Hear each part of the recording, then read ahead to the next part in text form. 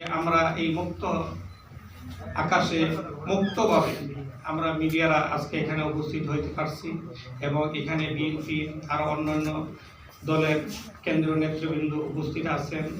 সবার প্রতি আমার সালাম এবং যারা মিডিয়া ভাই আছেন, যারা সুনামধন্য দর্শকবৃন্দ আছেন, সবাই বিশাল নেতৃত্বের অধিকারী, সবাইকে আমরা অনেক বড় করে দেখি। আপনারা মূল্যবান সময় নষ্ট করে আসছেন, এই জন্য আপনাদেরকে অশেষ অশেষ ধন্যবাদ এবং আমার অন্তরের অন্তঃস্থল থেকে আপনাদেরকে ধন্যবাদ জানাচ্ছি। আমি দীর্ঘ 5 বছর এই বিবিএন নিউজ নিয়ে বিদেশে সর্বস্তরে আমি ছিলাম, কিন্তু একটা রিপোর্টের জন্য আমার মিডিয়াটা আমি পূর্ণাঙ্গভাবে পাই নাই। এই সরকার আসার পরে এই সরকারের আমলে আমার যেই একটা ছোট্ট তদন্ত ছিল, ইনশাল্লাহ সেই তদন্তটা আমার পক্ষে গেছে এবং আমি অতি শীঘ্রই ইনশাল্লাহ আমি তার অনুমোদনটা পেয়ে যাব। আমি সর্বপ্রথম আরেকটু স্মরণ করছি আমাদের দেশের শ্রেষ্ঠ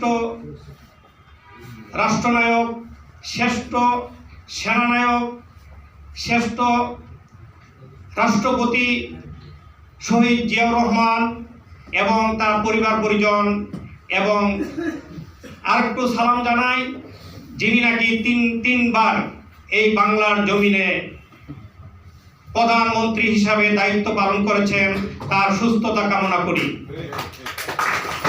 আমরা আরো আমাদের ত্যাগী নেতা শহীদ জিয়াউর রহমানের উত্তরসূরি, যাকে দিয়ে আমরা সামনে এই দেশের ক্ষমতা আশা করি, আমরা তার সুস্থতা কামনা করি। এবং আরেকটু বলতে চাই, এই দেশে গত জুলাইয়ে যাদের নেতৃত্বে ছাত্র জনতা, যাদের অক্লান্ত পরিশ্রমে আমরা আজকে এই মুক্ত হাওয়ায় আমরা বসতে পেরেছি, যারা এই শহীদ হয়েছেন, শহীদদের রুহের মাগফিরাত কামনা করি।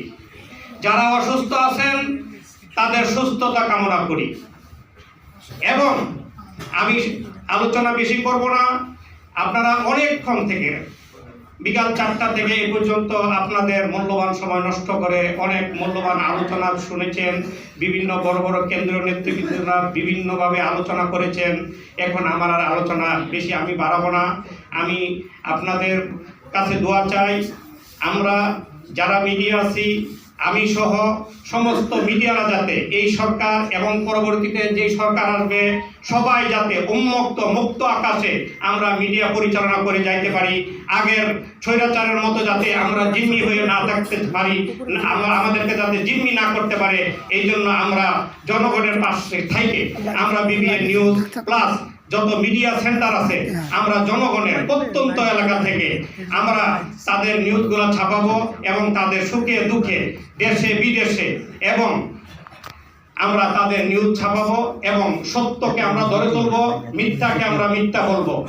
আমরা এই প্রত্যাশা রেখে আজকে আমাদের 5ম বার্ষিকী উপলক্ষে আপনাদেরকে এই দাওয়াত দিয়েছি, আপনারা আসছেন, এই জন্য আমরা অনেক অনেক ধন্যবাদ এবং আমাদের জন্য দোয়া করবেন যাতে আপনাদের মনের কথা, আপনাদের অন্তরের কথা বলতে পারি। কেননা এই দেশে আমরা মুসলিম দেশের মধ্যে গত সরকারের আমলে আলেম উলামা, কোরআনে হাফেজ, বড় বড় মুফাসসির কোরআন, বিজ্ঞ বড় বড় আলেম ওলামাদের উপর যেভাবে ইন্ডিয়ান সৈন্য দিয়ে আইনা তাদেরকে নির্যাতন করতেন, মুসলিম সেনাদেরকে দিয়ে তারা নির্যাতন করতেন না। কারণ মুসলিম একজন সেনা, মুসলিম একজন পুলিশ অফিসার, মুসলমান জবরদস্ত একজন আল্লাহর ওলিকে গায়ে হাত দিতে পারতো না। এই জন্য তারা ভাড়া করে ইন্ডিয়া থেকে গুন্ডা দিয়ে আমাদের আলেম ওলামাদের উপরে নির্যাতন করত। সেটি আমরা বলতে পারতাম না, সেগুলো আমরা প্রকাশ করতে পারতাম না। আমরা সারা বিশ্বে আমরা এগুলা জানাবো আস্তে আস্তে করে। এই সরকার আলেমদের উপরে কি নির্যাতন করেছে, কি জুলুম করেছে, এবং রাজনৈতিক বিজ্ঞ নেতৃবৃন্দের উপরে কি কি ধরনের আচরণ করেছে, এগুলো আমরা জানি। এগুলো আমরা আস্তে আস্তে প্রকাশ করবো ইনশাআল্লাহ। আপনারা আমাদের পাশে থাকবেন। বিবিএন নিউজ আপনাদের পাশে আছে। আমরা দেশ ও জাতির কথা বলি, আমরা দেশ ও জাতিকে নিয়ে চিন্তা করি। আমরা সারা বিশ্বের বাংলার আনাচে কানাচে যেই ধরনের নিউজ আছে সেইগুলো আমরা সম্প্রচার করব এবং প্রচার করব। আপনারা আমাদের পাশে থাকবেন মিডিয়া ভাইয়েরা। আপনাদেরকে অনেক ধন্যবাদ। আপনাদের মূল্যবান সময় নষ্ট করে এখানে আসছেন, এই জন্য আপনাদেরকে অনেক অনেক ধন্যবাদ দিয়ে আমি আজকের অনুষ্ঠান এখানেই শেষ করব।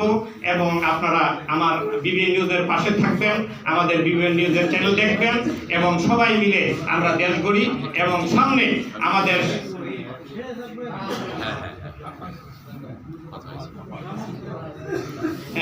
এখন আমরা কিছু ক্র্যাশ দেব, আমাদের সাথে দেব, আপনারা থাকবেন। তারপরে হালকা আপনাদের আমার আলোচনা এখানেই শেষ করলাম। সবাই ভালো থাকেন, সুস্থ থাকেন। আসসালামু আলাইকুম ওয়া রাহমাতুল্লাহি ওয়া বারাকাতুহু। সুন্দর বক্তব্য দিলেন। আমি বিবিএন নিউজ দেবার আগে আরেকটা চেয়ারম্যান সাহেব মানে সাদিক সাহেব অসাধারণ বক্তব্য আমাদের মাঝে পেশ করলেন।